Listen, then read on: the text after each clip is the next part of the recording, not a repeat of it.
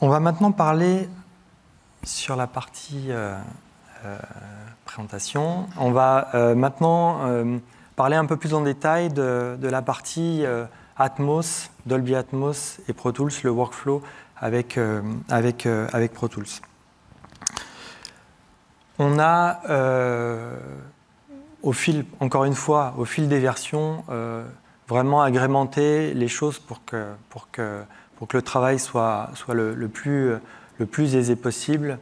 Donc sur les dernières versions, qu'est-ce qu'on a vu? On a vu de l'intelligence entre Pro Tools et le renderer pour pouvoir récupérer les configurations automatiquement. Enfin, plein de petites choses qui ont été faites pour rendre les choses plus faciles, plus simples, on va dire. Voilà, l'intégration, le fait d'avoir un object fold down en fait, qui a été intégré aussi dans les versions qui sont arrivées depuis l'année dernière, qui permet aujourd'hui déjà en fait, d'ouvrir une session avec un bed et des objets et quand même pouvoir l'écouter, même si on n'est pas dans les conditions optimum. À travers un renderer, on peut quand même écouter des choses. Pour la partie offline bounce, donc la création d'un ADM à partir de Pro Tools, on a rajouté pas mal de choses, y compris en fait les live, tous les re-renders à différents formats, 7.1, 5.1, etc. en fait, qui peuvent être intégrés directement dans l'export ADM en sortie de Pro Tools. Alors, ce qui est important quand même aussi, et on revient sur ce que j'ai déjà expliqué sur les nouveaux formats de pistes et de bus dans Pro Tools. Donc on va jusqu'au 9.1.6 aujourd'hui. Donc c'est vrai que ça permet plusieurs choses. Ça permet déjà en termes de routing, avec ce qu'on a aujourd'hui entre Pro Tools et l'Atmos Renderer. Si on est dans un mode où on utilise en fait le renderer Dolby sur la même station et qu'on fait des allers-retours entre Pro Tools et le renderer, le fait qu'on ait maintenant des bus et des pistes 7.1.4 ou 9.1.6, etc., ça permet de récupérer beaucoup plus facilement ce qui revient du renderer, que ce soit la sortie principale du renderer ou les library renders qui peuvent être comme ça réintégrés directement sans faire de multiples pistes. On pouvait le faire forcément, mais c'était pas forcément très clair pour les gens qui n'étaient pas très familiers du workflow. Donc voilà. Après, tous ces formats de pistes permettent aussi d'intégrer du 7.1.4 et du 9.1.6 dans les plugins aussi. Donc tous les plugins AX, on a de plus en plus de plugins qui fonctionnent jusqu'au 9.1.6. On a des choses chez Sound Particle par exemple, qui créent en fait des textures ou des éléments en fait, pour l'Atmos qui sont directement en fait, à ces formats-là. Et donc, on en vient aussi, dans ce même esprit, avec ces nouveaux formats de pistes, ça permet aussi, quand on bosse en mode si on enregistre par exemple nos library renders directement dans Pro Tools, on peut les faire au bon format. Ça a quelque chose qui est aussi extrêmement pratique, c'est que ce qu'on appelle en fait les bus objets en fait, parce que les objets on les a toujours considérés comme des objets mono, stéréo, et on fait un routing vers ces bus mono ou stéréo, mais c'est vrai que pas mal d'utilisateurs, de mixeurs, de monteurs de son se sont habitués à créer en fait des bus qui sont assignés à des objets mono, on va dire, mais qui sont considérés comme un bus, par exemple 9.1.6 dans Pro Tools. Et donc ça permet de gérer des effets ou certaines choses en fait plus facilement comme ça. Et donc le fait d'avoir ce format de bus processing et et à ces formats de pistes directement, c'est vrai que ça rend les choses beaucoup plus simples. Je ne sais pas si vous avez déjà des questions par rapport à ces concepts-là avant qu'on aille sur la partie nouveauté. Donc, encore une fois, technologie preview, donc on montre cette chose-là un peu en avance de phase. On l'a déjà montré sur des salons précédents. Mais, encore une fois, pour rendre les choses encore plus simples, dans le workflow Dolby Atmos, va être intégré dans Pro Tools la partie renderer Dolby intégrée directement dans le soft Pro Tools. Voilà. Donc je vais vous montrer ça en détail parce que c'est important de voir comment ça s'organise, de voir ce que le renderer interne est capable de faire et n'est pas capable de faire, parce que voilà, l'idée, c'est que c'est pour rendre les choses très simples pour une salle de montage, pour du prémix, pour la musique aussi, hein, parce que c'est quelque chose qui est devenu une réalité dans la partie musique aussi, et ça doit être quelque chose le plus simple possible. Donc on va partir sur Pro Tools. Parfait. Donc, comment ça fonctionne? Alors déjà, en fait, on a une nouvelle fenêtre, ici, qui correspond à la fenêtre du Dolby Atmos Renderer. D'accord? Et donc, pour avoir accès à ce Dolby Atmos Renderer, ce qui a été implémenté, ou ce qui va être implémenté dans les futures versions de Pro Tools, c'est ça va se gérer maintenant, ça va plus se gérer dans la partie periphéral, ça va se gérer directement entrée-sortie et gestion de tout ce qui est renderer dans l'IO Setup. D'accord? Donc on va zoomer un petit peu, comme ça sera un peu plus clair. Et donc, la première chose qu'on doit faire quand on gère notre Dolby Atmos Renderer, c'est de définir notre monitor pass, okay, au format sur lequel on va travailler. D'accord? Donc on peut choisir stéréo, on peut choisir 5.1, on peut choisir 7.1.4. Et le Dolby Atmos Renderer, nous permet de gérer en fait des bus d'écoute jusqu'au 9.1.6. Donc on est dans ce type de configuration. Donc jusqu'au 9.1.6, on va pouvoir utiliser l'internal renderer. Si on veut des formats d'enceintes en fait avec plus de speakers plus complexes, on va continuer à utiliser le renderer, le Dolby Atmos Renderer classique de Dolby. Voilà. Mais après, vous allez comprendre que c'est quelque chose qui est quelque part logique. Alors c'est déjà des choses qui correspondent au framework que Dolby en fait, partage pour pouvoir intégrer dans les différentes stations de travail. C'est la base. Mais effectivement, quand on va passer sur des systèmes d'enceinte plus importants, souvent, c'est qu'on va être dans des salles de mixage plus grosses, avec plus de stations de travail, là où, avec des choses plus lourdes à mixer, donc là où le renderer peut tout à fait... c'est logique qu'il se retrouve soit sur une des stations Pro Tools pour décharger les autres, soit sur carrément une station complètement dédiée. D'accord? Donc, première étape, comme j'expliquais, on gère notre sortie monitoring. Donc, dans ce cas-là, j'ai fait une sortie 7.1.4 directement. Ensuite, c'est ça qui est nouveau, on a un nouvel onglet dans le l'IO Setup qui est l'onglet Renderer. Et donc, l'onglet Renderer, on a un bed, des objets. Après, on va créer en fait la config qui nous intéresse.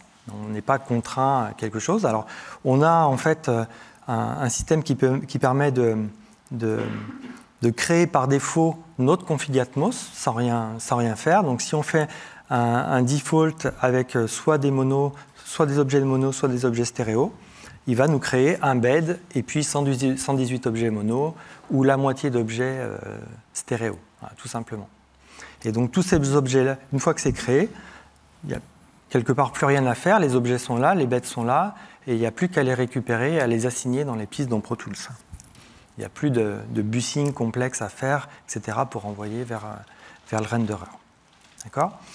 Donc on peut voir ici que si on veut se faire notre propre configuration, on peut créer tant d'objets mono, tant d'objets stéréo, tant de beds, etc. On peut se faire la config qu'on veut, on peut la nommer comme on veut. On peut les coloriser ici. On peut choisir une petite couleur pour lui donner, pour taguer les choses de manière différente. On peut les assigner à des groupes, d'accord, comme dans un renderer classique. Donc en fait, la gestion en fait, des groupes peut se faire à partir d'ici. On peut créer des groupes, on peut gérer nos groupes à partir d'ici, etc. Ce qu'on peut faire dans cette fenêtre-là également, c'est la gestion en fait, des trim et downmix. Donc on peut utiliser les trim et downmix par défaut. On peut créer en fait, des downmix et des trim personnalisés qui seront appliqués en fait, au monitoring, au re-render et puis à l'export ADM. On peut même se faire des presets pour ça, etc. Directement dans Pro Tools. Donc, on a nos beds, on a nos objets, etc. Via en fait, l'intégration qui est montrée aujourd'hui et qui sera l'intégration en fait, dans une version à venir, on gère, en plus du monitoring, quelque part, que fait notre renderer, on gère 2 live re-render. Un live re-render qu'on appelle loudness, et donc qui peut être soit désactivé pour ne pas prendre de ressources CPU supplémentaires, soit stéréo, soit 5.1, d'accord ? Donc le 5.1 pour pouvoir l'utiliser pour une mesure loudness à l'intérieur de Pro Tools, ou le renvoyer sur quelque chose d'autre, on va dire. Et pour ce qu'on appelle le live headphone re-render, donc pareil, on peut le désactiver, mais il peut être en mode soit stéréo, soit binaural.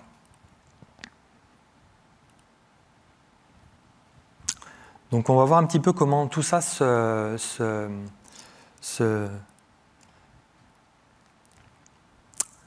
matérialise précisément dans Pro Tools. D'accord ? Alors, déjà, on va rafficher notre petite fenêtre Atmos Renderer. Okay, donc, c'est quelque chose qui doit vous être familier, mais ici, en fait, toute la gestion des entrées, nos différentes bus de monitoring, en fait, en temps réel, du maximum qu'on a défini avec le monitor pass jusqu'au binaural. On peut muter nos beds, nos objets, etc. On a accès à tout ça. Donc, si je lis un tout petit peu de son, voilà, pour vous montrer. Donc, c'est encore en chantier, on va dire. Donc, il y a des petites choses graphiques qui ne sont pas encore les choses définitives, mais voilà, on a l'idée, on a la représentation ici de notre système d'écoute, etc. On a nos différentes vues. Et les informations qui sont liées aux vues dans notre renderer. D'accord ? Alors, c'est bien de voir la fenêtre, mais comment on récupère en fait tous les éléments, comment on voit en fait les différentes choses. Donc, si on va dans notre mixeur Pro Tools, d'accord ? Ici, on a ces 3 dernières pistes qui correspondent à quelque part ce que je génère. Donc déjà, en fait, il y a un master fader qu'on va créer et qui s'appelle renderer out. Donc c'est pas un master fader d'entrée et de sortie, il est tagué comme renderer. Donc dès que le renderer est actif, on va avoir ce master fader qui va s'afficher. Si on ouvre la même session sur notre portable et qu'on n'a qu'une sortie stéréo sur notre portable, en fait, il va simplement nous proposer, il va voir que c'est le monitor pass, il va garder toutes les informations, mais il va voir que le monitor pass n'est que stéréo, donc il va proposer de créer un master fader en conséquence. Et inversement, si on revient. Donc l'idée aussi de ce renderer interne, c'est d'avoir des échanges entre les stations basiques et plus complexes, vraiment très, très simples. Et après, là, j'ai créé deux aux inputs, d'accord, une 5.1 pour le loudness et une binaurale, d'accord.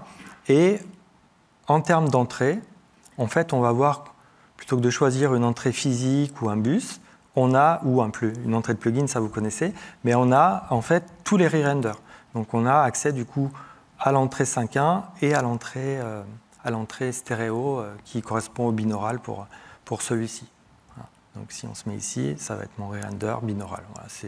C'est aussi simple que ça. Voilà. Il n'y a que ça à faire pour pouvoir écouter les différents éléments. Donc ici, par exemple, sur mon re-render 5.1, Live Re-render 5.1, ben, je vais avoir mon UGen pour monitorer mon mix.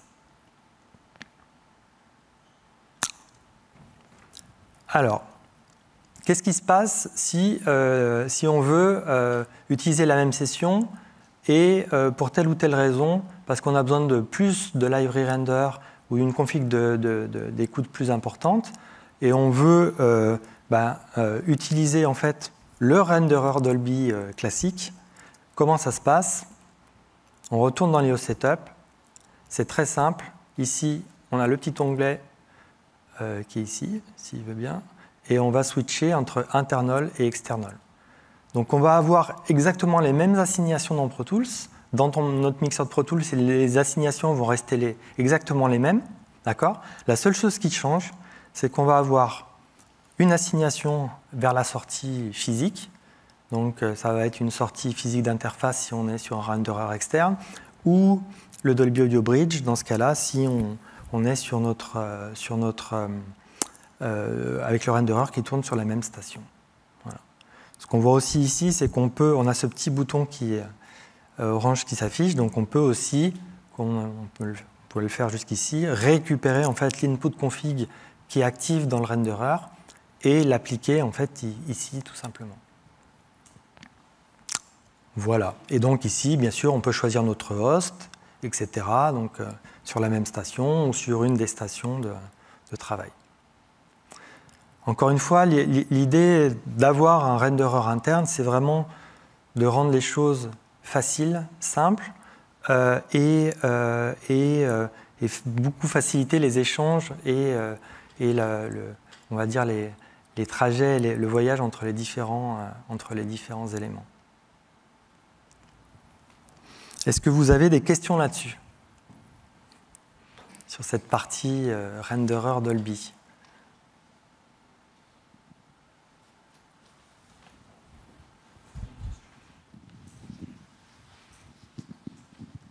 Merci. Petite question, la sélection Trim and Down Mix qu'on retrouve dans la fenêtre du Dolby Renderer est la même sélection qu'on retrouve dans l'IO? Alors attends, hop.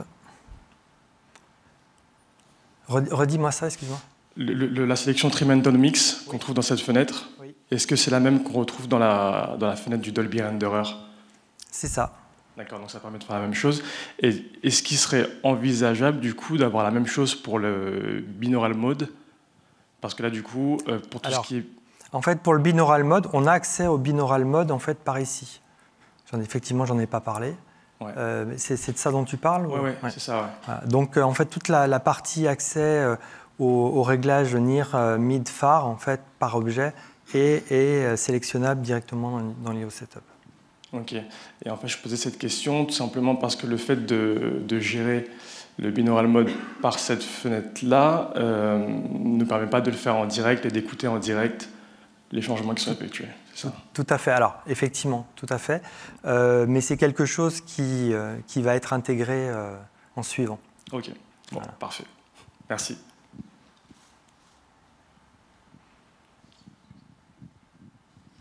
Merci.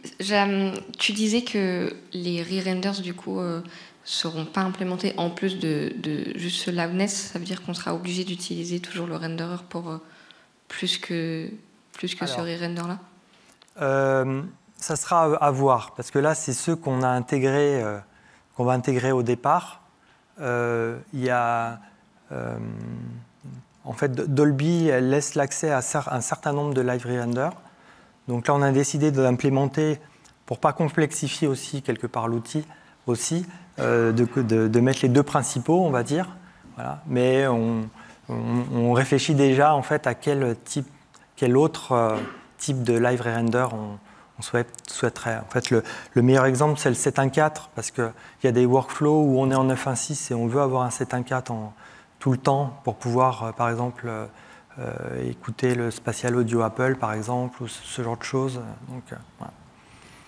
Après, tous ces re-renders, c'est des live re-renders, donc ça n'a aucune incidence sur ce que Pro Tools est capable de...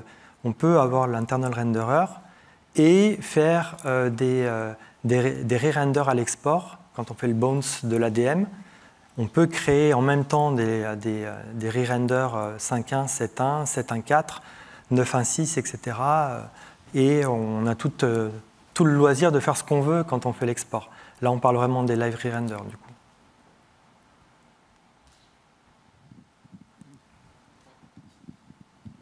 Bonjour.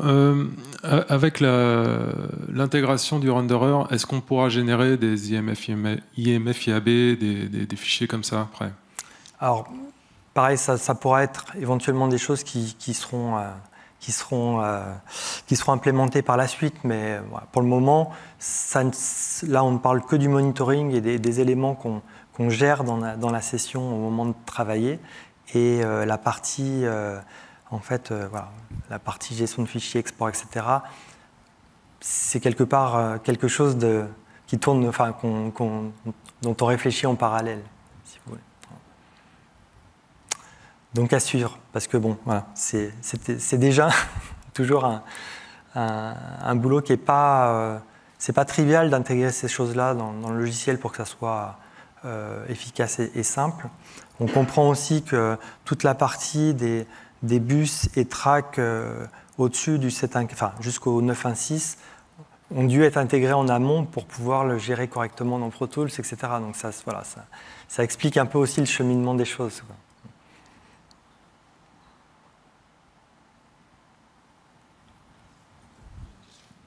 Bonjour, je ne suis pas utilisateur quotidien de Pro Tools, je suis sur une station, mais là ça veut dire que je peux faire un import d'un ADM file et l'intégralité de ma session reprend l'ensemble de ce que j'ai fait sur une autre station. Ça, c'est le cas depuis quasiment le début de Pro Tools qui fonctionne en Atmos. On peut importer en fait un ADM et ça s'ouvre un peu comme un AF. Il va créer des pistes, une piste objet, des pistes objets, une piste bed avec toutes les données d'automation de panne qui sont présentes dans l'ADM et on va pouvoir retoucher une session de cette manière-là. Et donc là le renderer suit et prend automatiquement la configuration. C'est ça.